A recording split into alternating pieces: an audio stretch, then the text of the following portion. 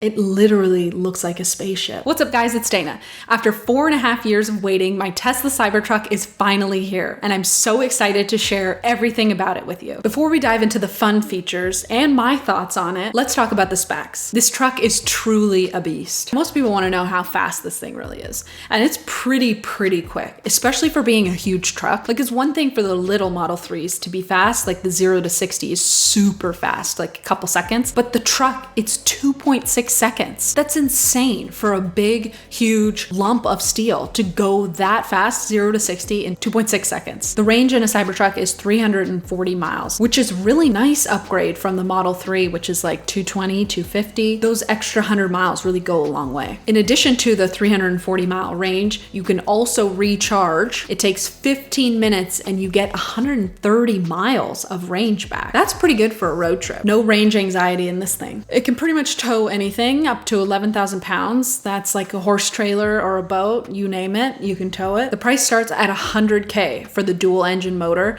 and it's even more than that to get the triple motor. They haven't come out with the single motor yet, but apparently that one's coming soon. All Cybertrucks come with full self-driving, but they call it supervised self-driving because you can't just fall asleep. You have to still be at the wheel monitoring the self-driving and be able to jump in at any time if something went wrong. I'll show you around. Now let's talk about the body. 100% stainless steel. So this is nice on one hand because it's not paint, so it'll never chip. But on the other hand, will it ever rust in the future? And it also gets insane amounts of fingerprints on it because it's stainless steel, and you can't clean it in traditional ways. You can't just take it through a car wash. So is it going to be crazy to wash? I just got mine, so I haven't needed to clean it. What is that going to look like? How am I even going to clean it? I don't know. I'll make another video when I figure that out. When you buy a Cybertruck during the first year of production, you get this cool foundation series etched on to the sides. Now, we all saw the marketing scheme where Elon was announcing the Cybertruck. They knocked a huge ball into the window because they said it's bulletproof, and then the glass actually shattered and everybody was talking about it. They claim it's armor glass, and they actually say it can resist the impact of a baseball at 70 miles an hour or class 4 hail. It's good quality glass. In addition to it being armor glass, it's also called acoustic glass to help make the cabin as quiet as possible. I've noticed that especially on the highways, the car is way quieter than my Tesla Model 3. If you've been in a Tesla before, you know that the sound system never disappoints. Elon has prioritized putting in good speakers, and the Cybertruck is no different. The sound quality is awesome. They claim it has a rugged outside, but a comfortable inside,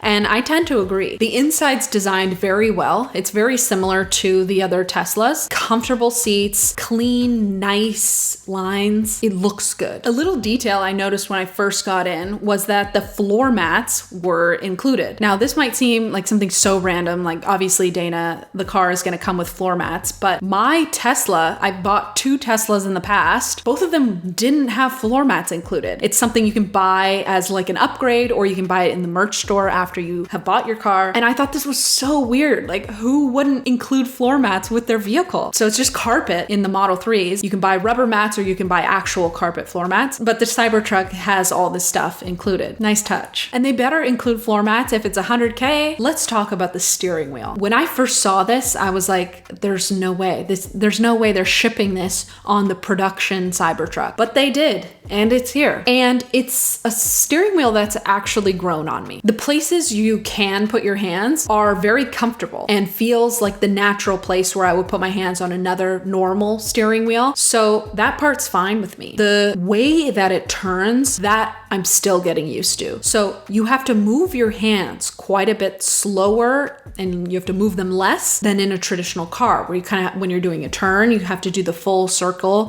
to do a turn to get the wheels to move. Whereas this, you kind of just turn lightly and you're now turning 90 degrees to take a right. So that was very surprising to me, and it's still something I'm getting used to. The rear view mirror is whack. This is also something I'm still getting used to. I don't think they meant for you to be able to actually see anything out of this built-in rearview mirror. It's tiny and you can't see anything at the back. What they did to compensate for this is to put the backup camera on the screen. So there's a part on the screen where you can see what's happening behind you. When you're used to a traditional car and looking in the rearview mirror all the time, this is very hard to get used to. I think I'll get used to this at some point. One reason it is nice to have a camera as your rearview mirror is you can see better at night. Speaking of cameras, they did a very good job with these cameras. First of all, high def. Second of all, in very smart places. Now, I think there's just one in front, one behind, and then one on each side. But it's nice that they show you the cameras when you're blinkering to switch lanes, because there's quite a bit of a blind spot you have when you're switching lanes. I don't know if this is in all trucks because I've never owned a truck before, but it really shocked me when I went from my little car and being able to look over the side and see if anybody's in a lane next to me to going to this huge truck, and part of it is blocked off by the truck sides. So being able to turn your blinker on and seeing who's next to you, I still always look to see if there's anybody out,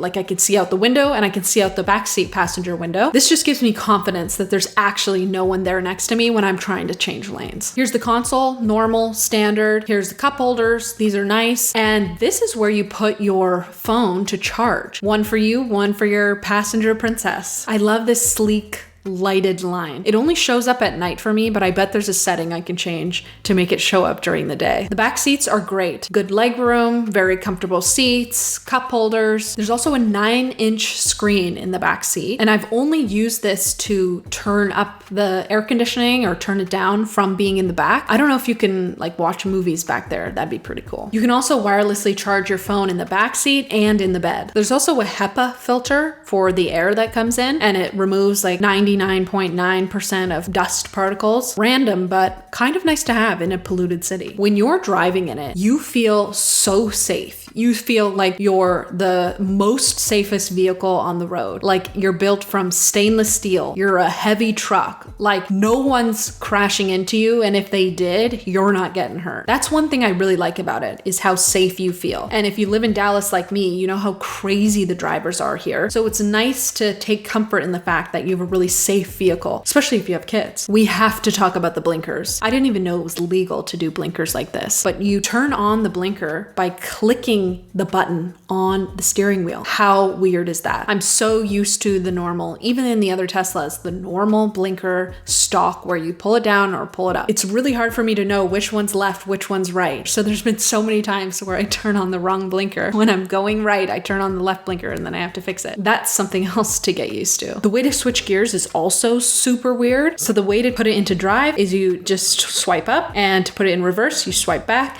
and to put it in park, you just click on it. I haven't even figured out how you put it in neutral, but this is easy. You only have to do it, when you're stopped or when you need to back up. It's easy to take your time learning how to do it. Whereas a blinker, you need this in real time. You need to you can't be bad at blinkering. The bed of the truck is huge. It's 6x4. So you could literally sleep back here.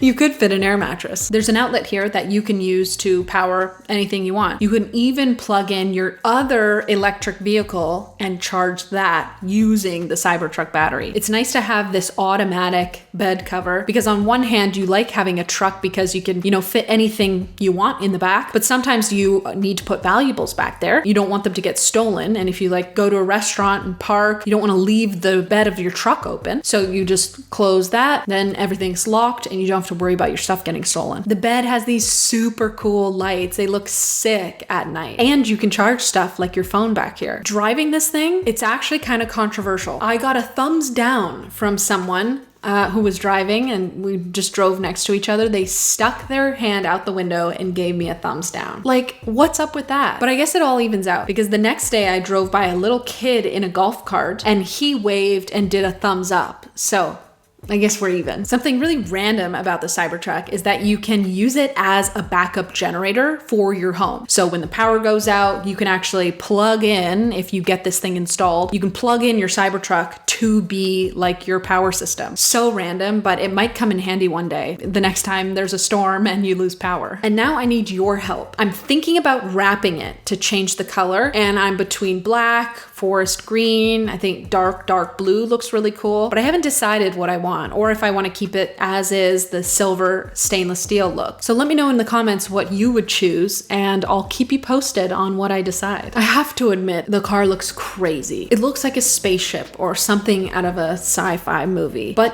the truck has really grown on me. So after 4.5 years, was the Cybertruck really worth the wait? I'd say definitely. Between the insane specs, the unique features, and how incredibly fast it is, I'd say it's worth every minute of the wait. But what about you? Do you love it or hate it? Let me know in the comments, and stay tuned to the next video. Bye!